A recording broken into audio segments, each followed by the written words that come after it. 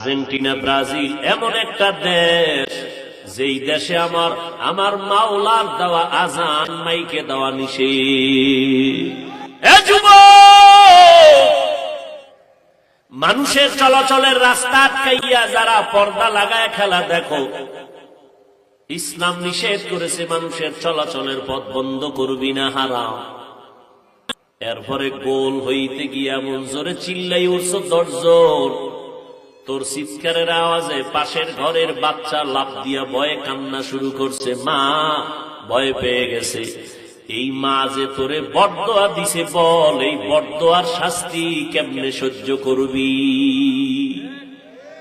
মানুষের বরদোয়ার শাস্তি বড় মারাত্মক। হঠাৎ দেখবি তোর পাও ভাঙ্গা, নাইলে কিডনি নাই।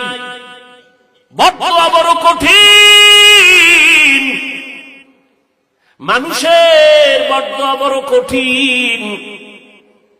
তোর বাচ্চা যদি ভয় লাফাইও দে কারো আওয়াজে, তুই তো তার মাইরা ফালানোর জন্য রেডি হয়ে যাবি। আমার বাচ্চারে তুই কেন ভয় দেখাইলি? তোরে সার নাই। আজকে এমন জোরে ভোর রাত্রে চিৎকার দিছো, মনে হয় এলাকায় ডাকাত চড়াইছে। মহিলারা ভয় পেয়ে গেল। যেই মা সারাদিন আগুনের ভিতরে রান্না বাড়ি করল, রাতের বেলা ঘুমাইতে পারে না, বাচ্চা ডিস্টার্ব করে, বাচ্চাটারে ঘুম পাড়াইতে 2-2.5 ঘন্টা চলে গেল মায়ের। সর্বশেষ আম্মা জান একটু আরামে ঘুমাবে, দিলি না, তুই ঘুমাইয়া চিৎকার দিয়া ঘুমটা ভেঙ্গে দিলি। মানুষের বরদোয়া নিস না, কপাল পুড়ে যাবে, কপাল পুড়ে যাবে।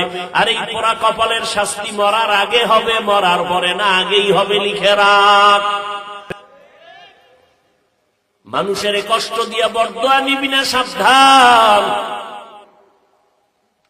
ও আল্লাহর বান্দা, সারা রাত খেলা চাইলি, ফজরের নামাজ পড়লি না, এশার নামাজও পড়লি না, একদিন তো মরবি।